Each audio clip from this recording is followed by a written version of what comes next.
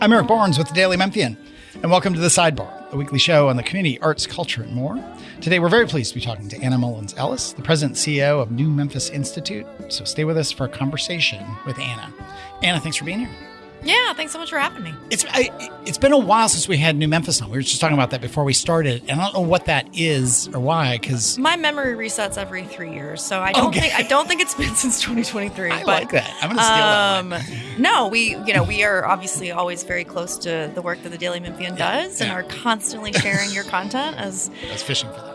Well, of course, but I'm thrilled to be here today to talk more about what we do and how we impact the community. Yeah, let's do that real quick for people who don't know what y'all do, or maybe have heard, or maybe have done one part of what you do and maybe not the other. So, and then we'll dig into it. But yeah, how do you kind of explain what New Memphis is? Yeah, so New Memphis is a local nonprofit. We've been working in the community for over 40 years, but at the core of what we do is developing leaders. We know that Memphis needs more and better leaders in every corner of our community. That looks different in every iteration that we do it. So we run a series of programs. We have a program for local college students. We have a leadership program for young professionals. It's called Embark. We have a program for mid-career leaders, the Fellows Program, and a program for executive leaders, the LDI. So most people who know about New Memphis have done one of those programs over the last 30 years. So we continue to run those. Behind the scenes, again, we want to develop leaders in Memphis, but we also want to retain those leaders in Memphis. So this idea that talent retention is paramount to our city's economic success. As we think about, again, shaping our city's future for the better, we need all of these people here connected to one another, thinking about, ideating together about what Memphis can be. So I always say our work is related to any nonprofit that you as a listener are supportive of. Like, we're probably working with them because we want to make Memphis a livable and lovable place. That's what makes this an attractive place. So if our mission is to develop, activate, retain talent, and that sounds big and complex, but it really just means we want Memphis to be a place that you love and want to stay and want to give back to. I did. Well, actually, Natalie Van Gundy, producer here, did you do Embark? She did Embark. She did. I did LDI. Mm-hmm. Was it Leadership Development Intensive, and it was intense. And I did that. It's right there in the name. It's right there in the name. Didn't know that. It was very intense. It was like three nights at the Peabody at the time. Dusk till dawn. Yeah. I was back at the old Memphis Daily News. And so I was relatively new. So this was probably 15 plus years ago that I did that. It is funny. Sometimes I think about, I'd been working for a company. I wasn't that connected to Memphis because the company I worked for when I moved to Memphis, all of its work was outside Memphis. So I just didn't really have I had friends and stuff, but I didn't have connections in the business community or the nonprofit community. It was before I was doing Behind the Headlines. And it really was great, like, to meet these people. And now I think about it, Scott Morris was in my class. Mm-hmm. Kenneth Robinson was in my class. Tom Grimes, who was, was involved in all kinds of things. Other people who I'm forgetting right now. Tamika Hart might have been in my class. Like, it is so funny to think back on these people and what they were doing and have gone on to do, and in that room. And that's very typical, I think, the experience that people have when they go through the program. Yeah, that's true of all of the programs. And, when I say connected leaders, we shouldn't take that for granted. I think especially in a city like Memphis, but that's true for any community where if you don't have these relationships, these organic relationships where you know people in your community outside of your sector, outside of your individual workplace, that is what, that's how we spark creativity. It's how we solve problems. We don't prescribe so let me back up for a second. Each of the programs that I just named are cohort based. So for that means you're in a group of 30 to 40 other people. For us, we hope that they're people that you don't currently work with, right? So we don't have 10 people from FedEx and 7 people from AutoZone. There's going to be one person from each company or organization. You're going to see people from nonprofit, people from media, people from education, from government, all in rooms with folks from the corporate sector. You're going to learn from one another. So we're not prescriptive about what happens, but over the course of a week in the case of the executive program, or a year in the case of our fellows programs, with different lengths of programs, you're going to build these relationships. And honestly, we actually graduated a new Embark class last night. So 36 people in their 20s who went through this program. And it's fascinating to see, again, the foundation that we give them as we're teaching them about the city. But we're also teaching them how to be better professionals. I always say we're going to send you back to your company as a better communicator, a stronger collaborator, emotional intelligence, change management, those kind of basic soft skills. But again, they're working with one another. And coming out of that program, as I've been working at New Memphis now for 11 years, I've gotten to see people who did the program a decade ago who have become business partners. They serve on one another's boards. We have more than a handful of people who met at Embark and got married and had kids. Oh, no, totally. awesome. And it's just, which makes all the sense in the world, right? That like, how do you build a network? I always say as an introvert, networking is a skill. Like it is a muscle that you have to stretch. Yeah. And if you are not put in places where you are going to organically bump into people and have those conversations, like we're trying to generate that without it feeling like pressure, this idea that you're with people over time. And I hope in your LDI class, you're sitting down with Kevin Robinson, you're learning about what he was doing at the United Way. And maybe that means years later, you're donating to the United Way or you're serving on their board or you're just telling other people about that work. And that's what I love to see that. Again, it's this sort of like unintended outcomes that really delight me when I think about the work we do at Memphis. No, it was very much like that. I mean, it was very much, and I'm one, introvert, and two, hate. I mean, I'm an English major with a fine arts degree, a master's of fine arts. Me too. I know don't tell the board. I know nothing about business, but I do now. But I really fundamentally that wasn't my deal, and networking, all this stuff is not my life goal or my professional goal. And that's true of a lot of people. You go and you fall and you kind of end up in these places. That was at a really pivotal point because this was the old company. Daily News wanted to, the family owner at the time, wanted to make it a more relevant paper. It was kind of on autopilot. They'd been doing other things. So it was this kind of like, well, I should go do this because I'll connect. And also, I mean, dirty little secret, what do I know about business and networking and all that kind of stuff? Because I came out of a different journalism and writing space. So, but again, to be in there with these people from AutoZone and FedEx and nonprofits. And again, I'm sure that story repeats itself. It's this kind of fascinating mix of people. And I can't say I'm, there's a group chat of all of us who are in there, but I am still connected to lots of people in there. And that what I learned about Memphis and how people, and it's part of what's for me so great about Memphis. I'm not just saying this because you're sitting here.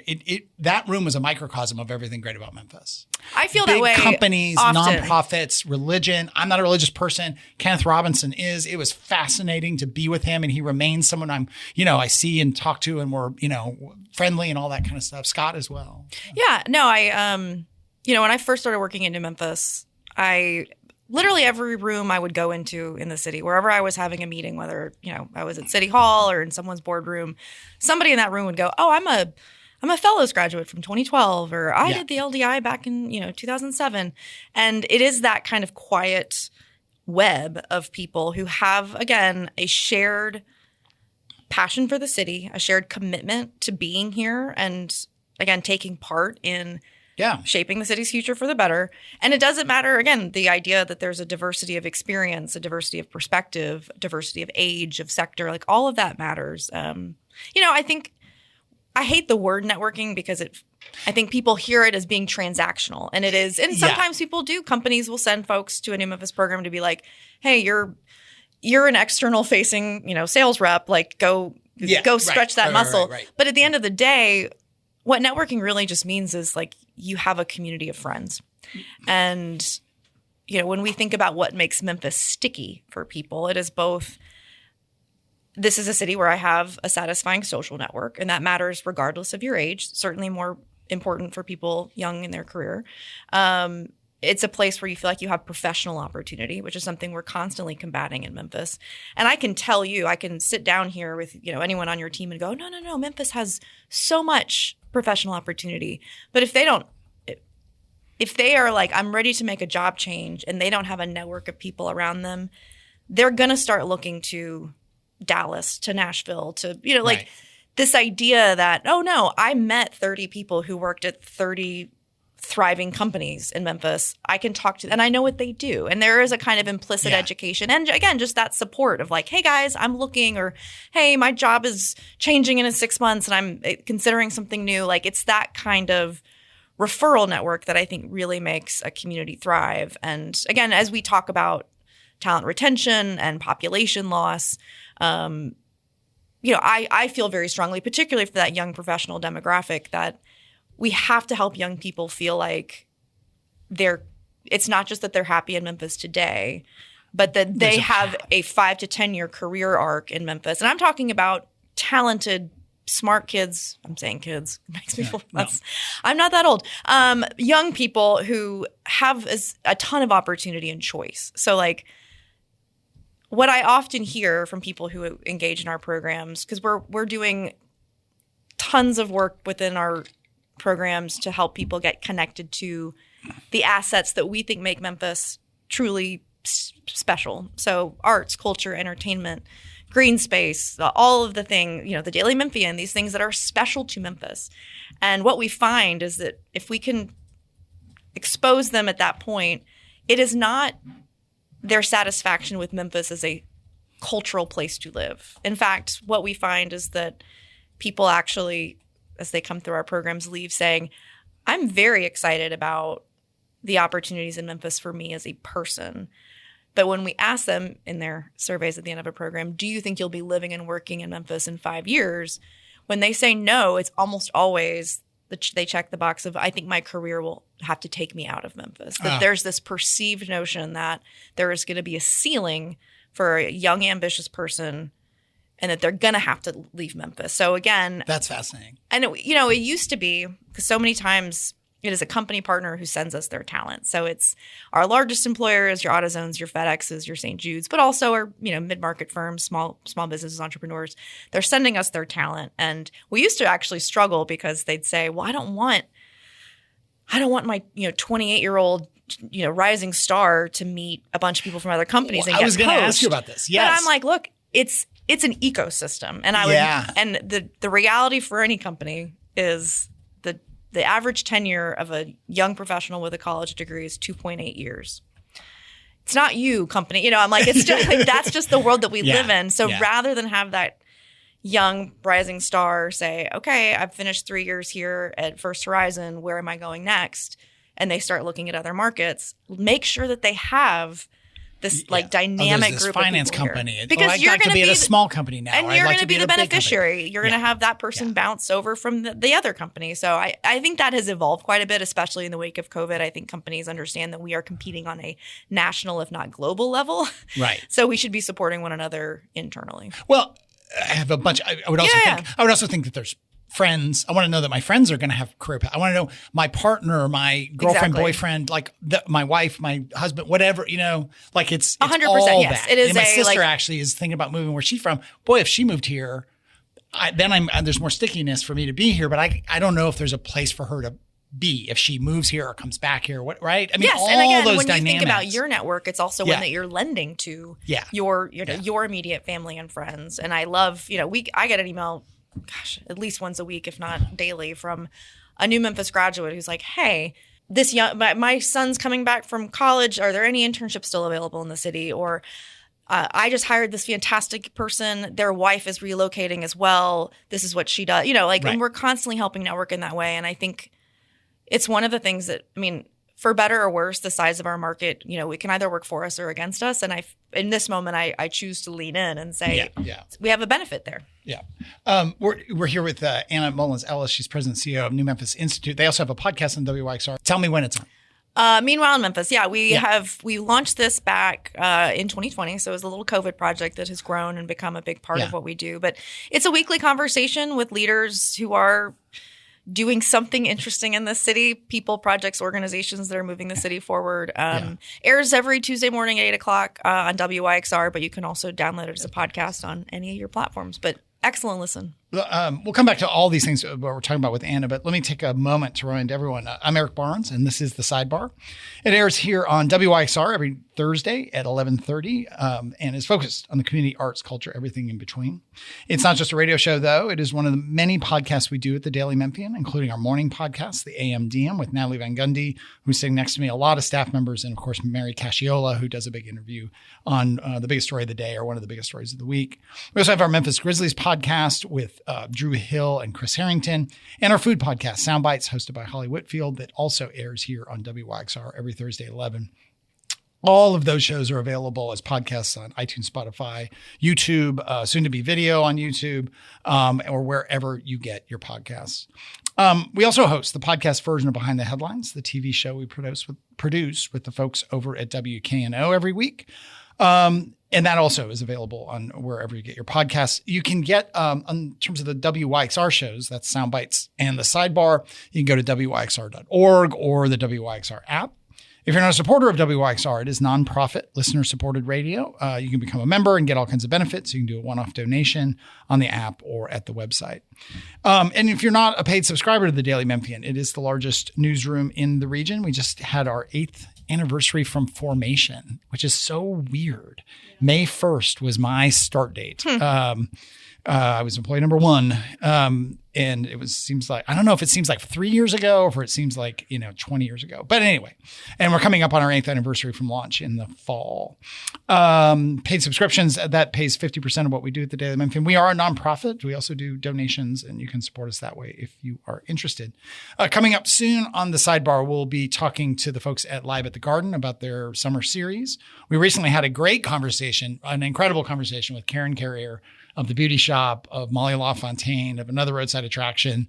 Nice. I mean, Natalie had her hand over the bleep button the entire time. What was it? Unplugged. Karen. It was Karen Unplugged. It was. What was it? If you can roll tamales. No, if you can roll a joint, you can roll a tamale. That was a great line. I actually did that as the headline on the website. And I thought for sure someone would stop me. It was your suggestion. I had written it down too. It was a mutual suggestion. And no one, I can't believe I got it through the authorities. Stopped a great idea. I know. I was like, I think you are the authorities. So. Not really. We also had Ramona Sanin, who is a fashion professor and has been in fashion for her whole career over at U of M, but is the director of Memphis Fashion Week that just happened. But that was a great conversation. And Marina Piscini, who is the curator of the Memphis College of Art exhibit at Brooks. I mentioned Behind the Headlines. Coming up in some order or another, we either have or are trying to get some of the folks going into the next round of local elections. That includes Mikkel Lowry, who is the Democrat running for county mayor. John DeBerry's coming up soon, the Republican running for county mayor. And then we're trying to get Anthony Buckner, the Democratic candidate for sheriff, and Brad Less, the Republican candidate for sheriff. We may have others over the course of the summer, and obviously shows on all kinds of things that are going on, election and election related. So be watching for those. Recently had U.S. Attorney Mike Donovan. We had a show on affordable housing. Mayor Paul Young. That was actually probably 6 weeks ago, but still we'll mention it because it's still relevant. But we are here with Anna Mullins-Ellis from New Memphis Institute, President and CEO. When you think about, I was going to ask you, I ask a lot of people about like how things changed post-COVID. What are we, 5 years from sort of peak COVID, like locked down. And it's funny, it seems, again, like how long ago is that? Recently, I was stuck at home. I think I was having a car problem or something, so I had to work from home all day. I almost lost my mind because I don't work from home anymore, and I didn't like working from home during COVID, and it felt like COVID. It was so triggering for me. Regardless, for y'all, you talked about some of the things post-COVID, and I'm curious how you can take it any way you want, like how the people who are in the programs and maybe not, how that has maybe changed. Young people who are hit so hard, like my kids were in college during COVID. It was horrible. My son graduated from college by Zoom. It was the most just depressing. Like diploma. What is going on? And then, obviously, well, let's go with that. Like, and work habit, more people out of the office, more people working virtually, not just with a company in town, but in other towns. So what all have you seen and not seen and had to adapt to or embrace? Yeah, actually quite a lot. We were talking earlier about the importance of connectivity, and that is both to one another and to community. And this is not unique to Memphis. Obviously, every country, every city rather around our country and around the world experienced this challenge. But I think in a city that perhaps was at a more vulnerable moment for Memphis, as we were kind of, to steal the words from our prior mayor, a sense of momentum that felt immediately stalled, both in terms of actual investment in the city, public dollars notwithstanding. Just thinking about like the momentum of downtown development, for example. Sure. Yeah. But I always say, like, I can sit people down and tell them why Memphis is great. In fact, it is part of my job and I have to do it every day. But there's really nothing more powerful or convincing to a person than actually experiencing the city for themselves. And whether that is, going to a festival or seeing a show at the Shell or coming out to Crosstown or coming into their office and saying, oh, we're all going to go out to lunch at, at a beauty shop. Those are the things that help people actually believe that a city is vibrant and believe that this is a community that is satisfying for them. It is how, again, that spontaneous interaction, those ways in which you don't plan to make a friend, build a relationship, but happens because you're physically in the same space. So again, those are not challenges that were specific to Memphis, but as someone who's in this space, we felt it strongly here. I would also, layered on top of that, again, in our business, we are focused on talent retention. And historically, we've always worked under the assumption that for Memphis, if you're going to come here or if you're going to move here or stay here, you have a job here, right? So very rarely, it happens occasionally, we meet a young person who's like, I decided to come to Memphis. Right, sure. And I got here and I'm looking for a job. Usually it is, I applied for a job at Alsac St. Jude and I got it and here I am and I brought my husband with me or my family. Or I did an internship at FedEx and then I realized I liked the city and I said I would come here. But it's that employer that is the draw. And again, this is not a particular Memphis problem, but for us, as COVID allowed for certain local companies to say, well, perhaps we're location agnostic, and as we're doing our hiring, and it was compounded by how complex the job market got in 21 and 22, where it was, an employer's market. It was hard to find the talent you needed. So it was the perfect storm for an employer to say, you know what? How about our tech team lives in Denver or wherever? How about our marketing team is working out of Houston? So you saw this idea that we're a Memphis headquartered company, but how much of your talent is really here? Now, the flip side of that, if you want to be someone who's looking at the opportunity, is cities all over our country who have higher costs of living and, more complex places to live. Those same companies in New York or LA were saying, oh, we're 100% remote. So then you have talent who's like, well, I've worked for this company based in Chicago, but I can live anywhere. What sounds good? Yeah. And that actually is a trend, since basically the 1950s. And this is all the creative class, Florida kind of thinking. But it used to be that you Richard finished Florida, the person. Yes, I'm so sorry. Not the state of Florida. The state, yes. But keep going. Yeah. Urban scholar. So this idea that when you finished college or graduate school, it used to be you would apply for jobs all over and you would take the best job offered to you and you would move to that place. That script flipped between the mid-50s and 1970, where it became when I finished school, I consider what kind of city do I want to live in? Right. What matches my identity? And so that might be where you say, I want to live in a city like Portland. I'm a person who likes to live, wants to live in a New York City. I'm going to go there and I'm going to find a job when I get there. So I think Memphis was already behind the curve in terms of being a place that puts culture and city identity first, and has a brand that exceeds, I've heard of St. Jude or I've heard of FedEx. We are in a much more optimistic place now in 2026. The last few years, I think we've seen as a community, fewer of our companies have decided to be 100% remote. We still see a lot of flexible work and hybrid. I would argue that for what New Memphis does and provides to the community, we've actually seen a greater desire to engage. So if you're a company that says, we have people come in 2 days a week, but we're not programming volunteer days and we're not, organizing big team outings. So they turn to New Memphis to say, go to that luncheon that New Memphis is hosting, go to that networking event. Yeah. I mean, we found and partly because of COVID, and then we got flooded out of our office downtown, so we were remote and all that. And we were, even before COVID, a newsroom by definition is very hybrid because you can't cover the Grizzlies from the office. You got to be in the Forum, or Germantown, you got to be in Germantown, all that kind of stuff.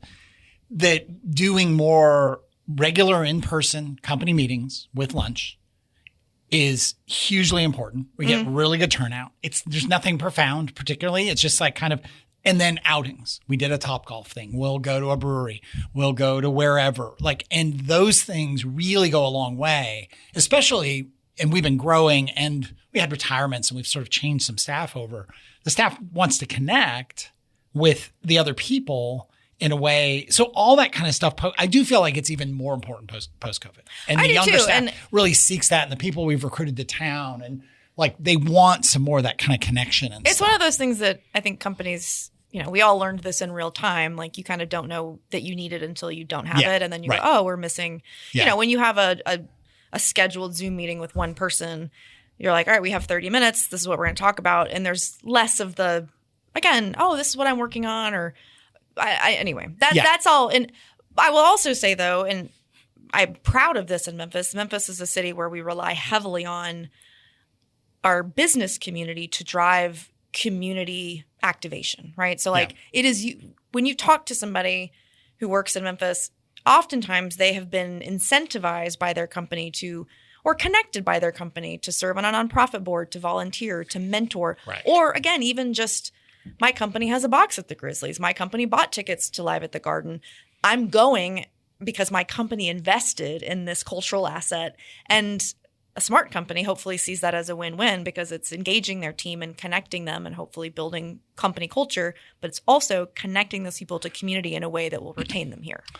For people, we just have a minute left here. For people listening, they can go to newmemphis.org. Newmemphis.org. Check it out. Again, whoever you are, whatever you're interested in, we probably have a program for you. We also host lots of big public events, luncheons, again, opportunities. You guys do great luncheons, great speaker panels. We love this city. Kind of we love talking about it. We love meeting new leaders. So check us out at newmemphis.org. You can email me at anna@newmemphis.org. Would love to meet you. Okay. And question I always try to ask, what was the first concert you ever went to?